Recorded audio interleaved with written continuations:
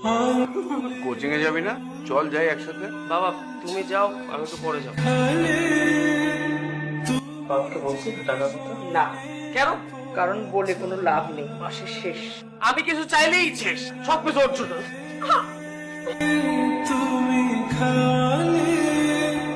আমি একটু বাইরে যাচ্ছি, দেখি মোড়ের মুচির দোকানটা বসেছে কিনা। এখন বাইরে যাচ্ছ কেন? হয়েছে কি, কাল অফিস থেকে ফেরার পথে ওই জুতাটা হঠাৎ করে ছিঁড়ে গেল। একটা নতুন জুতো কিনে নাও। কিনবো দুদিন পরে কিনবো। কয়েকটা দিন পরে দাঁড়াও, নিয়ে আসছি। নাও, 1000 টাকা আছে। সংসার খরচ থেকে অনেকদিন ধরে বাঁচিয়েছি, আজই একটা জুতো কিনে নাও। ও টাকা ঠিকই আছে না, আর আমাকে দেবার বেলায় টাকা নাই। তোর টাকা লাগবে, এই টাকাটা তুমি জোজোকে দিয়ে দাও। আমি সামনের মাসে বেতন পেলেই একজনের জুতা কিনে ফেলবো। আর কত স্যার, এই জুতোর মেয়া তো আরো 3 বছর আগে শেষ হয়ে গেছে স্যার। আর কত স্যার, এবার একটা নতুন জুতা কেনেন স্যার। কিনবো। এই ওইটা আঙ্কেল না? কে উনি? আরে উনি তোমার বাবা না?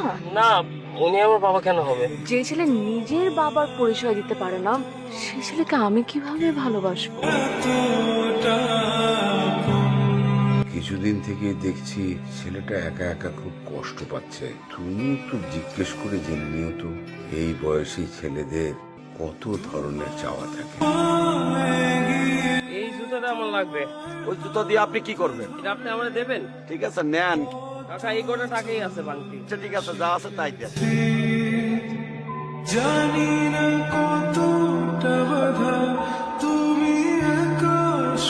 টাকার ব্যবস্থা হলো? না, এতগুলো টাকা কোথা থেকে যে জোগাড় করব কিছুই তো বুঝতে পারছি না।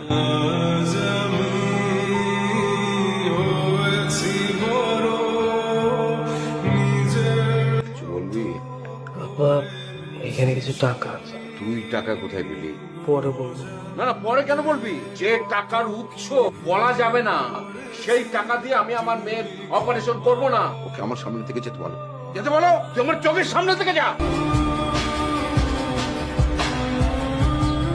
আঙ্কেল, আপনি যদি আমার সাথে যেতে হবে। বাবা এটা আমার জুতার ব্যবসা। ঢাকায় এরকম আমার আরো 4টা ভ্যান আছে, অন্যান্য বন্ধুরা দেখ। জুতাটা হলো মনে আছে তোর পায়ের জুতা, আমার বাবার জুতা। আমার ছেলেটা অনেক বড় হয়ে গেছে রে। এই জীবনে আমার আর তো কিছু চাওয়ার নেই।